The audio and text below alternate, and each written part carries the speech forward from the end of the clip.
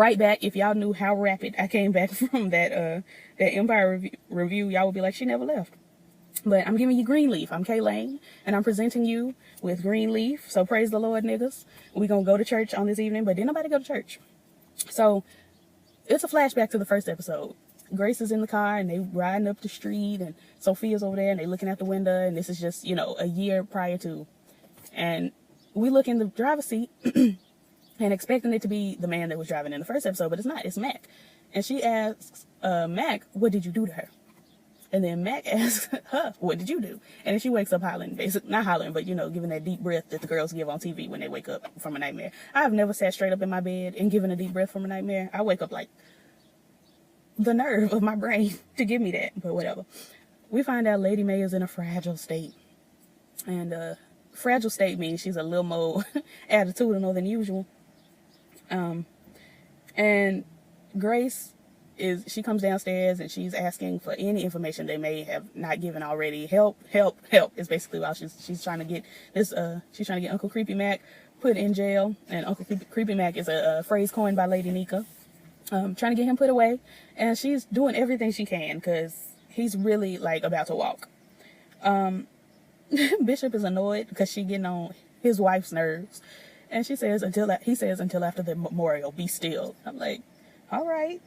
Praise God, I guess, Reverend Bishop. And then Matt calls. Lady May has stormed off. She's in the car. And Matt calls, and he's giving very, you know, I just wanted to check on you in lieu of the situation going on. And it looked like he was about to say Faith's name, and she goes into, don't you dare let my child's name cross your lips, and yada, yada, yada. And he gives her the illusion that he thinks that he ain't do it. But I'm almost positive that he knows he did it because he's so shook all the time. But she asks, you really think you didn't do it? And he gives, I didn't do it. I'm just like, I can't be bothered with these niggas today. And Bishop says, when she answers the phone and she says, Mac, Bishop says, what that son of a bitch want? I'm like, Bishop, please.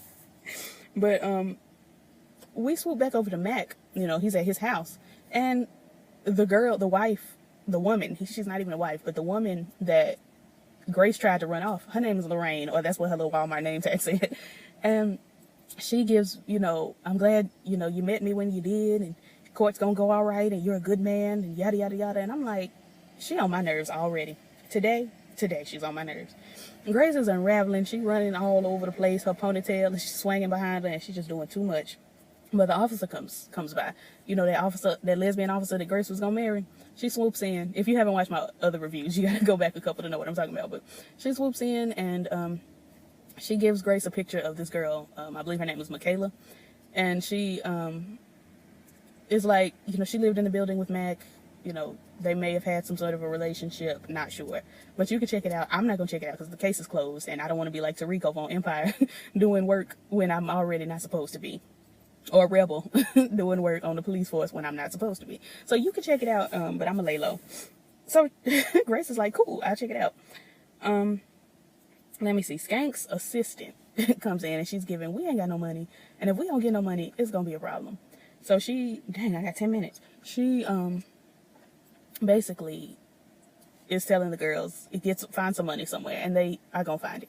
The problem is, though, she was kind of cute. And the way they showed her walking out, they had her in like this tight skirt and she was swishing kind of out. I'm like, okay, it's going to be something with that. I don't know if it's going to be Jacob, because, you know, Jacob has a cheating spirit, or if it's going to be somebody else, but I don't trust it. Jacob tells Basie to stop, basically, just quit, just cut it out. And Basie goes into, oh, do you think that Moses told God that the Pharaoh is just too big and scary and let's just stay slaves? And I'm like, ooh, this nigga can twist and turn that Bible for his own good, can't he? There's a poker game tonight, and they're going. Charity and Kevin signed the divorce decree. Kevin asks Charity if she's happy now, and she says she's not, and then she gets up and storms off. And I'm like, you didn't even attempt to try to work it out. So I see why Kevin is annoyed, but I see why Charity didn't try to work it out, because you're gay, baby. You're gay. Just go on over there and get you a man, and just be that. But I see both of their sides. Charity CDs come in, and she's giving you Debbie Joy Winans because that's who she is, and she's standing in front of the lake, and she looks at the picture, and she mentions, I didn't even consider the lake when I was selecting the CD cover. She's talking to her daddy, and he says, this is befitting. This is just a good tribute to her. And I'm like, this is the first time I've ever heard Charity talk about faith, ever, unless I wasn't paying attention. And, you can kind of feel that she loved her sister. And it's like, can we get more sibling interaction? Because these folks are so spread apart that you don't even know they're siblings half the time. She tells her father that she's officially divorced, and they hug, and he, tells her that, the flaws in diamonds make them shine brighter, and she's shining bright like a diamond. She's shining, very brightly and all of that, and it's cute. Grace shows up down at Mac's old apartment and is looking for Michaela, and the little lady at the front desk is like, I can't tell you, but then Grace gives her the crazy eyes and is like, so this nigga's going, he was arrested for sexual, problems and abuse and things, and my sister, he did it to my sister, and she killed herself, and I'm just trying to make sure this girl is okay. And it pulls at her heartstrings, the little front desk lady, and she says, well, she gets home about 4, from school. So Grace sits out there until 4 o'clock. Let me see. We see Mac sitting outside, and the deputy mayor comes by, and he gives him some money, and then he blackmails the man, and he's paying off the judge, and it's just a lot going on there. But he blackmails him and says, if you don't help me, I'm going to tell the FBI, I don't know, Tariq over on Empire, that how you got your money for the campaign. And he's like, all right, I'm going to do it, but he doesn't want to. And then he asks him for a job. Charity asks Kevin if he would like to come to Faith's memorial, and he declines. He says, no disrespect to Faith, but I don't want to be around you or your family. And he's looking for an apartment, and he's just really frustrated right now.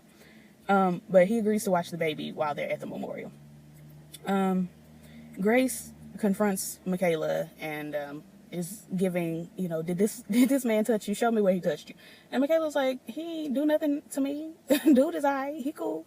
And then she immediately, after Grace leaves, first of all, she got in the car with Grace, and she was so willing to talk to her. And I'm like, your mama just didn't tell you about stranger danger. She just did not instruct you. But after Grace leaves, she immediately calls Mac and is like, there was a woman and she was asking questions and I didn't tell her anything. Should I have not talked to her? And he's like, oh no, it's good. It's all right. And I'm like, because she was defending this man down boots to Grace. And I'm like, and she's like, he didn't touch me. And I'm just sorry he didn't touch me. And Grace is like, girl, it's good that he didn't. Like, chill. And I'm like, okay, so they had some sort of something. He may not have done all that he could have done, but something transpired. And she did not look 16, but we gonna let it rock. He lives with Lorraine, and I'm just like, how long have y'all been going together? Because it's only been a year since the girl killed herself. So how long y'all been going together? I mean, we didn't know you until like 2 weeks ago. But they live together now, and Michaela is on the phone, and she asks who this is on the phone. And he lies and says it's his lawyer and all of that. And then he sends some flowers. Now, I'm presuming that it's to Michaela. We find out later that it was not to Michaela. At the poker game, Deputy Mayor is there, and he talks to Jacob, and he's saying, your uncle asked me for a job. Jacob's like, don't give him a job. And he's like, well, I'm just going to give him something, small, just a little something to get him out of my hair. Jacob hems this man up, throws him against the wall, and is like, I got to drive home tomorrow past the lake my little sister drowned herself in because of this nigga. If you give him a job, I'm going to kill you. And I'm like, okay, so Jacob has balls, but only part-time. Like, he has a ball and a half. Like, what are you doing, Jake? You can stand up to everybody but your mama and your daddy and your wife. I almost said husband because she got husband like demeanor. But we're going to let her rock. Because she was nice this episode. She only said like 5 words and they were sweet. But, let me see. Lady May's hair was cute this week, and they looking at pictures, and she's like, Grace, come look at pictures. And Grace don't want to look at pictures. And she says, I'm good. And Lady May is like, Grace. And she's like, I'm sorry. I just don't feel like looking at pictures. And she starts to walk up the stairs, and Lady May gives, you stop right there. And don't you walk away when I'm talking to you. And da-da-da. I'm like, is she 4 or 40? Good Lord. But, Grace is like, all right, fine. I'll look at the pictures. And then Lady May is like, I don't want to look at the pictures. But Lady May walks up to her and gives, you've never had to fight for anything until now. Your life has just been easy up until now. And she says, what your sister endured and what I've endured and what those girls have endured. And I'm like, oh, if Grace was listening, she'd have caught it, but she wasn't paying attention. She didn't catch what Mama was saying. And Grace goes, what have you ever had to go through? And Lady Mae is like, ooh, I almost spilled my tea. You know what? Nothing compared to you. I guess you right. And then she goes into, well, I'll look at the pictures. Lady Mae's like, don't look at these pictures. I don't even want you. And Lady Mae went into every problem you caused and all of that, blah, blah, blah. Back at the poker game, Skanks is winning again. And, he's betting all this big money, and then he loses. I'm like, oh no. And he was shook down boots. Mac's phone beeps while he's in the bathroom getting dressed for dinner. They're gonna go out to eat or whatever. And Lorraine picks up the phone, and I'm like, okay, Lorraine, follow your gut. You feel some kind of way. That's why you picked up the phone. You know this man ain't right. But she picks up the phone, and it's a phone, it's somebody on the phone, and she asks, who is this? And he says it's Sophia. So now he's lying on Sophia. That's going to cause Grace, if she finds out, to act a plumb fool. Ooh, I got like 3 minutes. And then he tells her, it's Sophia, call her. And she don't call her. And this took me back to my video I did about Obsessed, the movie, when the woman, what's her name? The white woman that was obsessed with Idris Elba. She told the babysitter that, she was cool to come by. And she said Sharon told her she could come by. And then she's like, she pretended to call Sharon and asked the babysitter if she wanted to talk to her. And the babysitter was like, no, that's okay. I'd have picked up that phone. Whatever, though. Skanks lost. And then Jacob asked if that was the church money. Duh, Jacob. Duh. Grace goes over to Faith's wing and is looking at pictures. And it looks like, I guess, maybe a picture of her and Faith. And she talks about how she misses her. Zora Neale Hurston pops through, and she's on the internet and asks her mama, can she buy followers? And her mama says no. And she says, grandma does. And her mama says, case in point right there. That's ridiculous. And then she shoos her off to go get the baby brother dressed. Winky, Pinky Winky, Dipsy La La Po. And I'm like, you got this boy dressed, but he wasn't at the ceremony at all. A mess. But Carissa asked Jacob to tell him, something nice about Faith. And Faith tells a story about how, Jacob tells a story about how Faith, was like, my big brother can do anything. And she agrees. She's like, he can. And I'm like, can we get this Carissa all the time? And then we're at the memorial. And I'm just like, do not ever bury me in my front yard. That's ridiculous. Take me down to the cemetery. And then Kevin swings by Aaron's wing.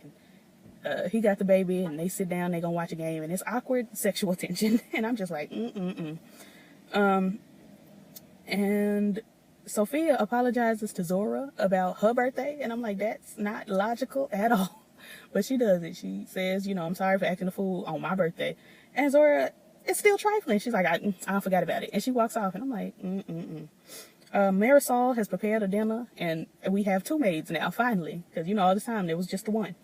And then they look at the flowers. The flowers sitting up there were sent by Uncle Mac. These are the flowers that I thought he sent to Michaela. He actually sent them to the Greenleaf house.